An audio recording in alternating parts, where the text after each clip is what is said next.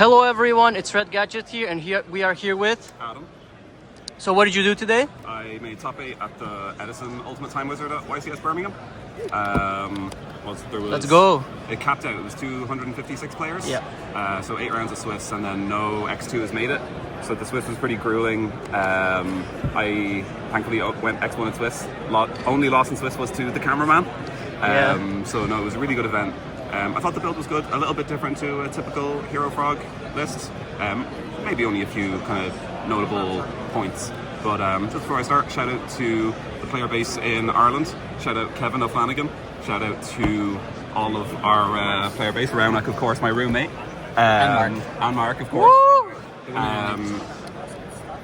Yeah, like both these guys here, they did really well. They went X2, but they just didn't make the top cut because it's really grueling. I hope, like maybe in future for an event as big as 256, they made it get top 16. Yeah, that would be excellent. Like, but yeah, like we had kind of like a small testing group of Irish guys together, and like through their help, yeah, I was able to go through. So we'll go for the deck profile. okay. 3 Substitute, 3 Swap Frog, 3 Dupe in the main. You'll see why in a second. Okay. 2 Treeborn, 1 Uni. It's Hero Frog, so Stratos, 2 Ocean in the main deck, that's another one I'll talk about. Alright. And then Prodigy, no Alias in the main, no Malicious Edge in the main.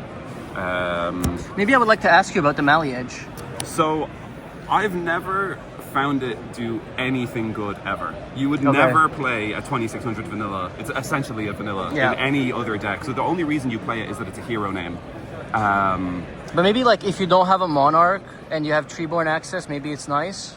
At least that's what I thought, but I might be not. I not found right. the benefit of it was that it's nice if you play Soul Exchange to have a target that you can search off Stratos, but in the end I ended up cutting Soul Exchange, and so then that benefit wasn't there anymore, so I cut the Malicious Edge as well. Yeah, makes sense. The Monarch ratio was 3 Kai's, 1 Ryza. Kais, yeah. I considered playing more Ryza and Junk Synchron, but I just thought that with the extra frogs, maybe there was a few too many normal summons. I didn't want to get caught in a situation where I didn't have any tribute fodder and then get stuck with extra monarchs.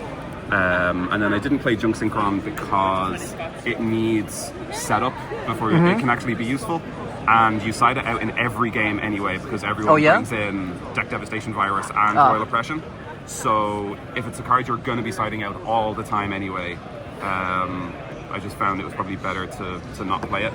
I played 3 Miracle, 2 Salvage in the main. Alright. I tested other variants of frogs, and like there were aspects of them that I didn't like, but the one aspect of them I always liked was Salvage. And I found that it doesn't really conflict with Miracle Fusion because usually you're looking for different cards. Like this will banish like a dead dupe or something, or a hero, whereas this will always go for swap and sub. So they kind of go for different cards. It helps you play through Deck Devastation Virus. That happened to me a couple of times where I was able to still play even after they deck dev me.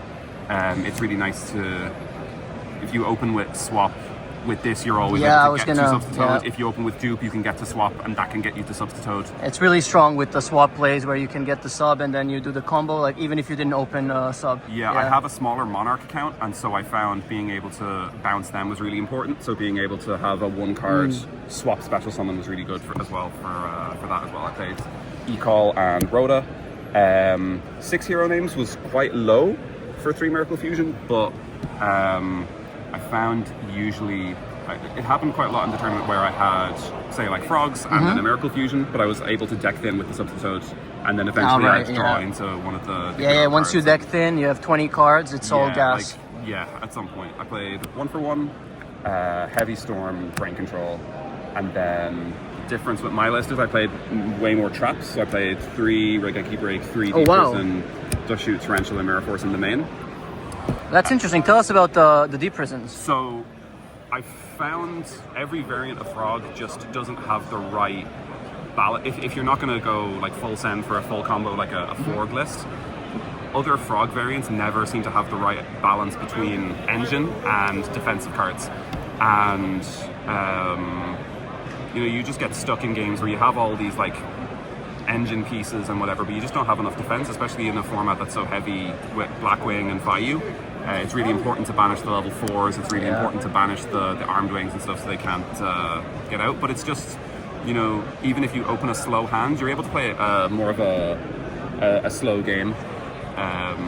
you've just got more aspects to your play. And also, I found that in games 2 and 3, you'd always have this in because you're afraid of Fossil Dyna or Vanity Fiend in some matchups. Yeah. And so, like, no matter what, like, I wanted it against Blackwings anyway, I wanted it against Vayu anyway. Other matchups like Machina or Heroes or any deck that brings in Dyna, you always want 3 in your deck, game 2 and 3. So it's better, I found, just to main them to free up more space in the side deck. Yeah. And people don't expect, like, I mean, if I were to play as my Blackwings against Hero Frog, I would just start swinging and say, okay, it's either Torrential Mirror Force or Raigeki Break. It's hitting Grave. I'm preparing my Whirlwind plays and all.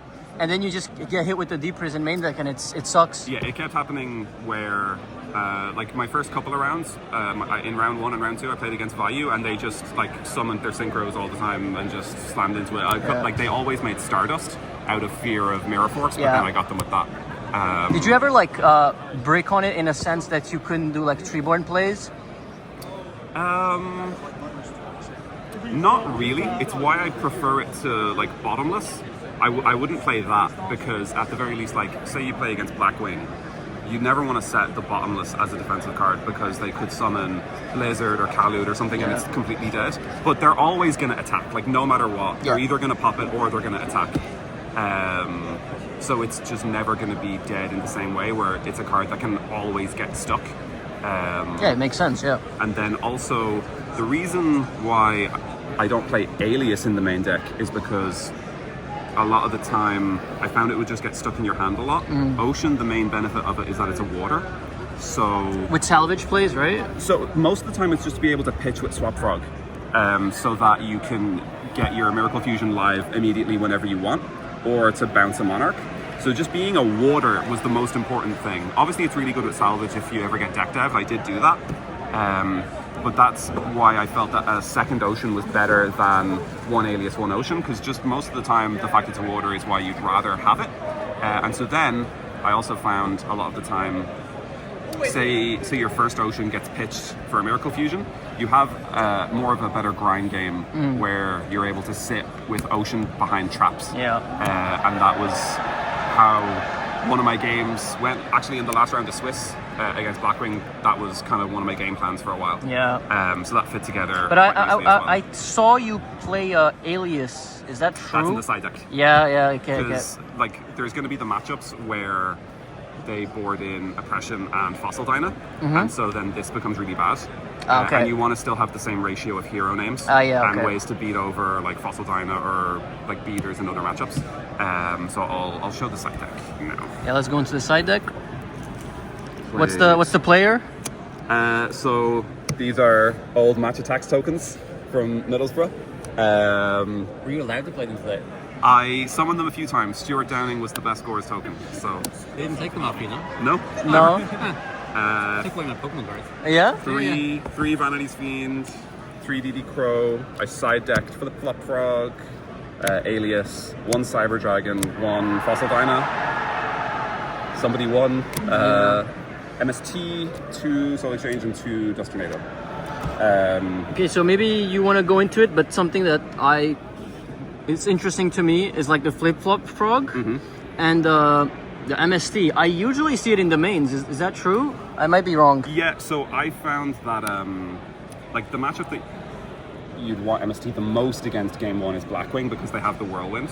But like, say Blind, you want to be able to catch like that first Whirlwind search is normally the most important one. And you'd love to be able to catch that Whirlwind, but you're never going to set MST against an unknown matchup because you could get stuck behind it and not be able to play it. So if you were never going to use it game 1 in the way that it's best, it's probably better to just not main deck it as well, because the decks that play Oppression usually just side it. So it's more important to just bring in for games 2 and 3 for the games that they actually have Oppression.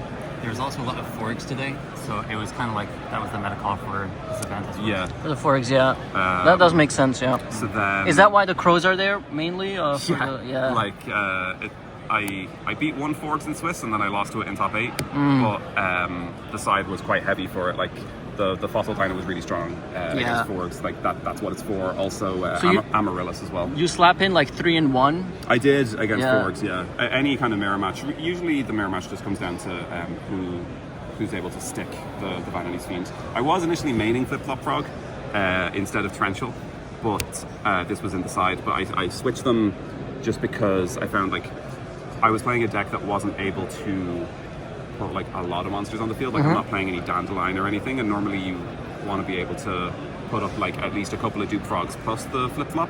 But I never. Usually you only have 1 or 2 monsters on the field at a time, so you're never able to create that lock. So I just wanted it for specific matchups like Amaryllis or whatever. I never ended up playing against that. Side deck the Alias for just to side this out and keep the same ratio of heroes. Cyber Dragon was just useful against beatdown decks. I had it against Machina that won me one of the rounds. Fossil Lina was really strong against any frogs. When you sided in Flip-Flop Frog, did you keep the salvages with it? Because normally that's one of the best ways for it, right? Like sending it and then adding it back so you can extra normal it. To be honest, I'd say I sided Flip-Flop Frog in maybe 1 game. The cards I sided in the most were just definitely MST, Dust Tornado, and Alias. Like those 4 came in against most matchups that I happened to play against. And then Cyber Dragon and Dinah had like clutch moments, but the rest of the cards in the side deck never really came up. See, it's like a lot of decks will side in like more traps and defensive cards, but I just have them in the main anyway. So I tend not to need to side as many cards. But yeah, on the point of salvage, that's why I played a 3 Dupe Frog, because it's nice to be able to establish like a dupe block. And if it gets broken, then you can salvage back dupe and a Substitute, do your normal play. Like you add this back, you'll get a Swap Frog tribute for a dupe.